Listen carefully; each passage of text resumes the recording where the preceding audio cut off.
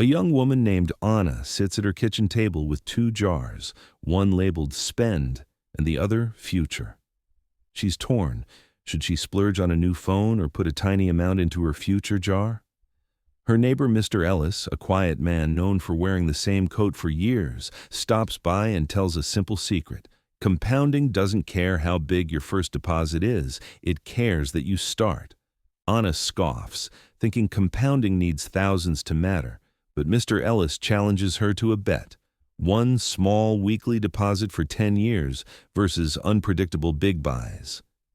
The scene ends with Anna dropping $5 into the jar. Small, humiliating, hopeful. And the question appears, what is the lowest amount that truly lets compounding work for you? And how do you protect it from the single biggest threat to compounding? Anna watches a whiteboard sketch of two lines, one flat, then spiking, the other slowly curving upward. Mr. Ellis explains that starting small creates momentum because time exponentially magnifies returns. Every dollar invested early compounds on itself. The important lesson is not the initial size, but the habit and time horizon. Consistent small contributions beat sporadic large efforts because they capture more compounding periods and reduce timing risk. The scene illustrates monthly contributions, reinvested dividends, and the difference between starting at 20 versus starting at 30 with the same total invested amount. Viewers see math-free visuals, coins turning into a sapling, then a tree. The actionable insight: pick an amount you won't skip, automate it, and protect it from emotional spending to let compounding truly begin.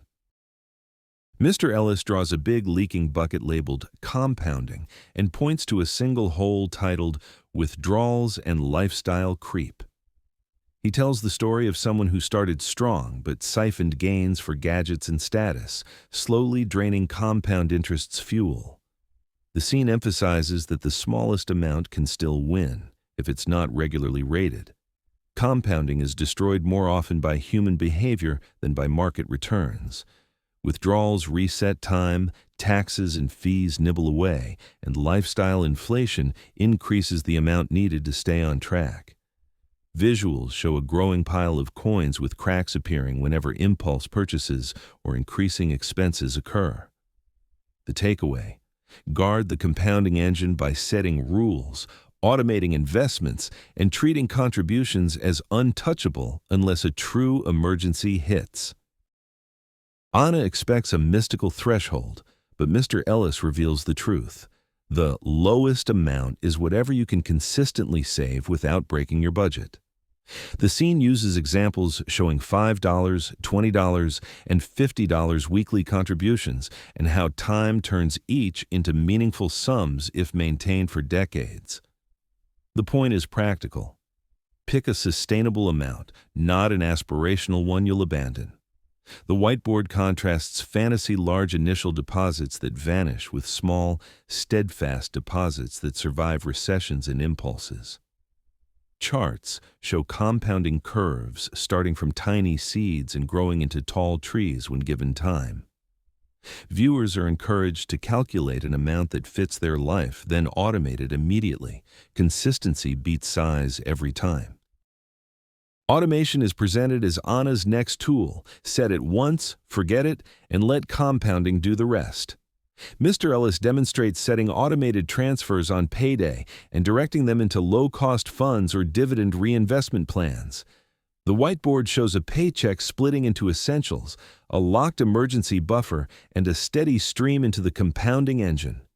Automation prevents emotional decisions, reduces friction, and treats contributions like bills that must be paid. The scene includes practical steps: round up purchases into investments, use payroll deductions or automated bank transfers, and schedule quarterly reviews. The visual metaphor: gears turning quietly under the surface while Anna sleeps, illustrating that small automated actions are the backbone of sustainable compounding. Mr. Ellis draws two trucks hauling wealth, one overloaded with fees and taxes, the other streamlined and efficient. He explains that for compounding to thrive, Investments must be low-cost and tax-efficient. High fees and frequent trading act like sand in a machine. The scene breaks down simple options for everyday investors: low-cost index funds, ETFs with dividend reinvestment, and tax-advantaged accounts when available. Visual comparisons show how a 1% higher annual fee shrinks long-term outcomes dramatically even when contributions are identical.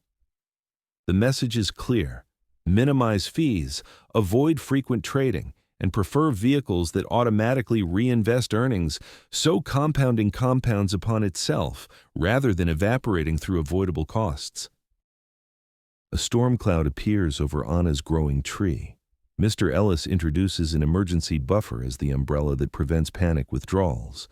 He outlines how a small, liquid reserve, sized to personal risk, prevents forced sales during crises and preserves the long-term compounding timeline.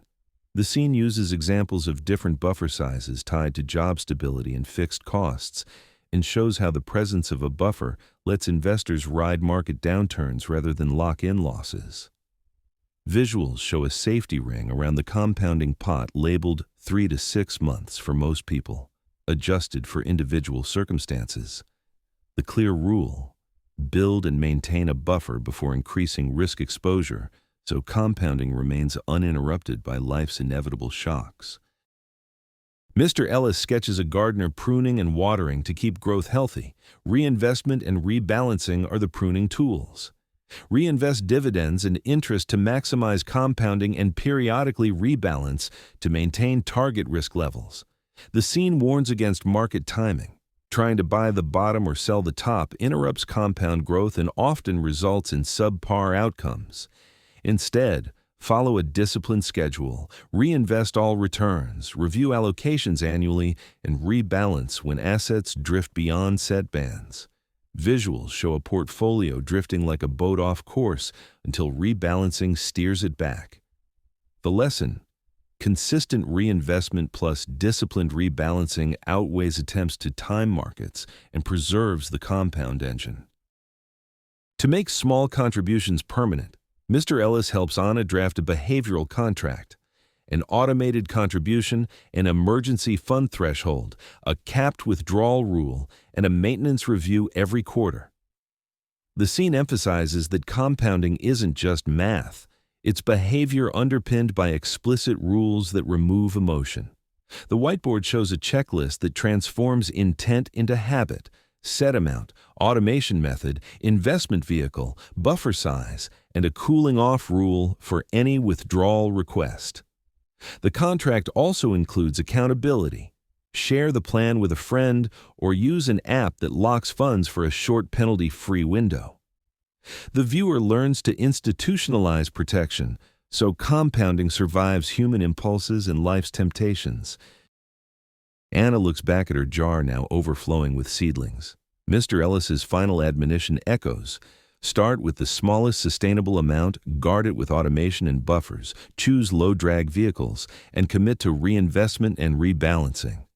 The closing visual compresses the whole system into a single machine: steady deposits, low fees, reinvestment, emergency buffer, and behavioral rules, all powered by time.